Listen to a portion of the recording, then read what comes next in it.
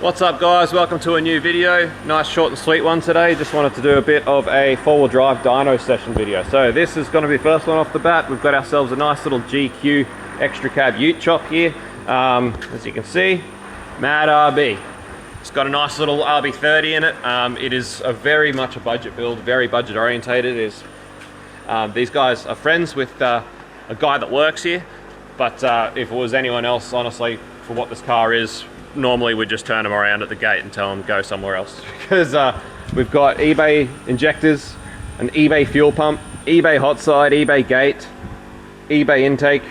Like, it's all the things that we loathe, all the things that we whinge about on a regular basis are on this car. Now, although they're eBay injectors, we must admit the data that came with them when he bought them looks to be very good. It is just a matter of whether it's actually accurate or not. We'll find out when it goes into the ECU, but it is a Haltech Elite 750. It does have an onboard wideband, so we'll just see what happens. Now, the gate placement on this eBay exhaust manifold, turbo manifold, is not very good. They never are. So we expect that probably boost control is going to be an issue. There is no boost control in the car at the moment. We'll probably just end up putting a manual T in it. They did have like the 14 PSI spring set up in the gate, but given the gate position and the lack of priority flow, I got a feeling that would have ended up being closer to 20. So we've already pulled one of the springs out of the gate. We're just going to run one spring, see where that gets us to, and then if we want to, we can put a boost T in it just to wind the boost up a little bit. But as you can see, still single coil distributor ignition, and as we know from our extensive RB30 experience, that this will only get us so far anyway. We're not going to need a heap of boost before we're going to start running out of ignition. The other thing is there's a few things on the car that we're just going to have to fix before we start. I think Rex is putting the knock sensor on at the moment so that we can do some knock control with our Plex as we tune. But things like the turbo feed, the oil feed for the turbo was run straight through between the manifold runners, like right between the runners and the manifold. It's a no-no, guys. So the braid on the lines is designed to help with pressure. It does not help with heat. You will still melt the PTFE inner of the line if it's resting against a manifold or something like that. It will still be game over. You cannot just run them in hot spots because they're braided. That's not how they are. So that's not on, so we had to move that. Rex had to fix that. So yeah, between that and fixing the gate, we've got this all sorted. Now we've got two thermos. They're from eBay, so they're probably not going to work very well. So it's probably going to have issues with heat. And the other thing is it does still have just a stock standard RB30 alternator on it, which are, I think, 70 amps. So by the time you've got a fuel pump, twin thermos on a four-wheel drive, if you're running some LED lights and things like that, you are going to sort of start seeing the very end of that 70 amps on the alternator. So I think that he is going to need to upgrade his thermo fans for sure when he gets it back, and likely go to an LS1 alternator to keep all the electrical system in the car happy. But we'll just see where we get to with it, see what power it makes. We can make sort of 250 at the wheels. Anything over 250 at the wheels, I think, is going to be a bonus. It does have head studs and a metal head gasket, so we'll see how this eBay fuel system goes. Alright, classic standard RB TPS things. We've managed to sort of fix it as best we can with what we've got here using a LS TPS on this throttle body. It's not perfect, but it's definitely a lot better than this throttle body TPS was. So we'll get this working, and then maybe get this on the dyno tomorrow.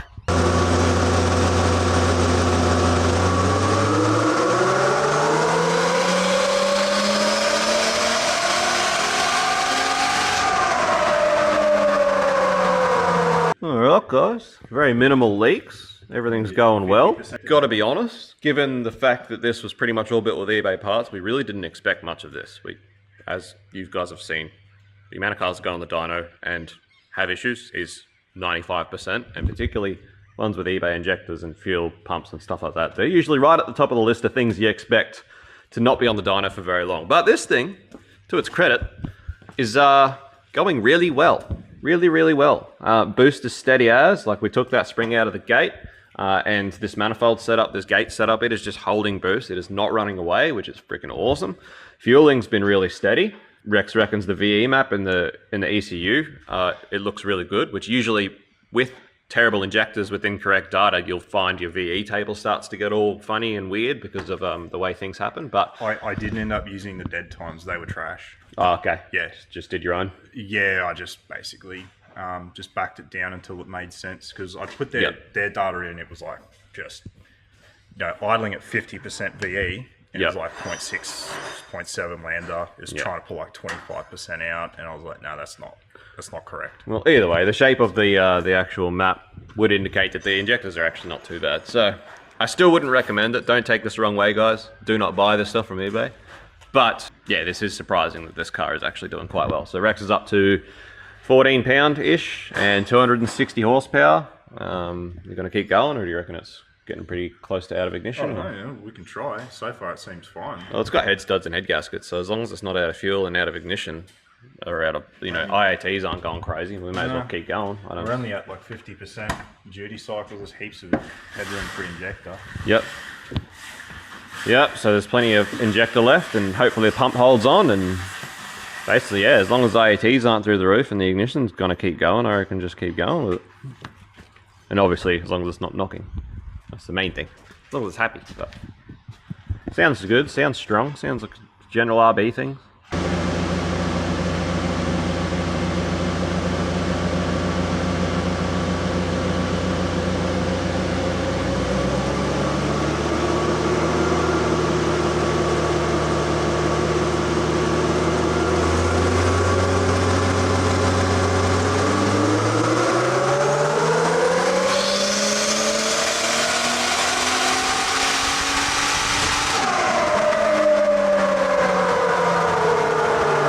So also, amazingly, Rex is saying that this thing's not getting hot. So these fans are working well enough, radiator's big enough that it's, everything that we could have, we'd literally had put money on would fail, is actually doing quite well. So there you go.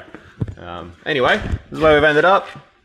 What did we end up with? 280. Oh, Rex pulled that timing back out on the 288. So 284. So 284 is our final number. That's our best run at the timing and boost that it's at. That's where we're pulling it up. Rex tried a little bit more timing. It was making more power, but was getting a bit rattly and a bit knocky and loud. So pulled that back out, and we don't reckon it's worth trying to get any more boost into this thing. Being a four-wheel drive, as you guys know, we try and make sure that four-wheel drives particularly aren't tuned on that ragged edge, just because of the way they get treated and where they end up going, and potential limitations of fuel available where they could end up. So we always try and leave them really safe, probably a bit more safe than you'd normally leave any other 98 powered street car, fueled street car. But anyway, 284, I'll tidy that up and bring it up and give you a look. Rightio, so that's where we ended up. That's the go. Really nice little power curve, really. It's not coming on till 4. This turbo is probably not as efficient as you could have a turbo set up on this car. You could probably have something on that would come on a bit earlier, but that being said, eBay, very cheap turbo, etc. Like if you were to put a Pulsar G30 or something on there, you'd probably be able to get that happening a bit quicker, but obviously then you're spending a fair bit more money. So realistically, for the setup that this car is, the fact that it just made these numbers, not only did it just make these numbers, but it made these numbers relatively trouble-free on the dyno, which is amazing and very cool, and we're happy with that. So that's the number for this one. So that's the Patrol sorted out. The only last thing we're going to do is he wants to set up a bit of a two-step, bit of a rolling anti-lag thing, just for noise. Nothing that he's actually going to use, but just to be, have fun and make some noise and pops and bangs. So we're going to probably wire in a handbrake switch to the, I think, one spare input that we've got on the Elite 750 to set up some anti-lag and just sort of let him make some noise. It's, like I said, it's not going to be functional. He's not actually going to use it to launch. He just wants it to be able to drive around and make pops and bangs and stuff. But yeah, 284, and that is at boost of 16 pound. So about 16 PSI. So yeah, happy days. We'll get on to the next one now.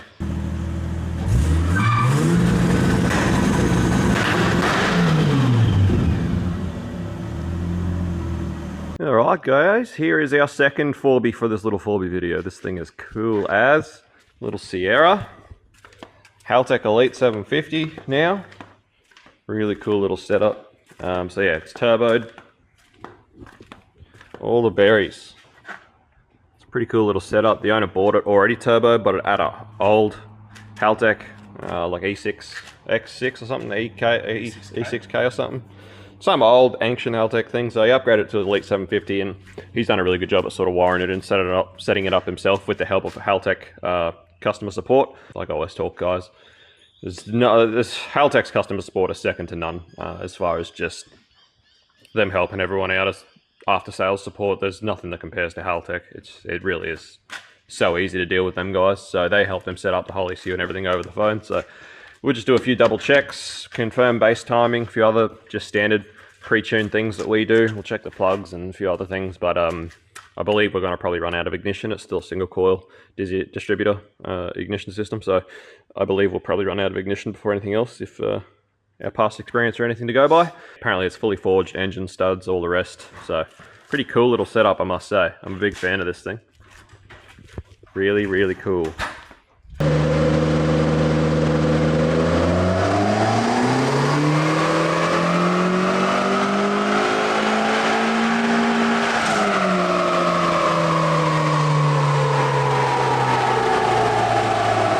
Righto guys, what an absolute little weapon. And once again, a fairly old setup. I wouldn't say it's particularly dodgy, it's actually a pretty well-built car. But I mean, wired by the owner himself. So potentially could have been problems, but another relatively trouble-free tune. So fingers crossed this means our luck's changing. But all Rex had to do was gap them plugs right down. The ignition was struggling at the start there, but once the plugs were gapped down, it was okay. So at gate pressure, this thing's making 9 pound, and just tuning that at gate pressure, we ended up at a 163, which for this thing, this little Sierra on 32s on steel wheels, that is a pretty awesome number. This thing would be heaps fun, and these things only weigh like 1200 kilos, so that, it'll be an animal of a car. It'll be a lot of fun. So anyway, we're not going to try and push anymore. At that 9 pound at gate pressure, we are pretty well out of injector anyway. So, that's gate pressure. It's already more than we were anticipating to make and more than the owner really cared to make. He would have been happy with somewhere around that 120 to 140, but this is what it did on gate pressure. There's not much else we could do about that, and it's happy as. So all cool beans, but yeah, out of injector, so we're not chasing any more out of it. Not chasing any more out of it anyway, because we don't know a lot of the details. We know it's forged pistons and rods, but we don't know the finer details of the engine. But also, I'm actually not too sure on these things about diffs and axles and things like that, how strong those sorts of things are. So same with gearboxes and that sort of thing. So we'll just pull it up at gate pressure where it's happy. I'm not going to go chasing any more out of it. But yeah, well done to the owner and everyone involved in building it. He did buy it mostly already built. He just put the 750 in himself and changed a few things, but everyone did well. And yeah, another relatively trouble-free tune. So happy days. 160 something, 163 wheel horsepower in this thing is just, it's going to be ludicrous. Anyway, that's our little four-wheel drive, short and sweet vid coming up to a close. So cool little video. Glad to have two pretty trouble-free tunes in such a short amount of time. Happy days. Good stuff. Thanks for watching, guys. Smash like, smash subscribe so you don't miss anything, and we'll see you on the next one. Peace out. See you. Bye.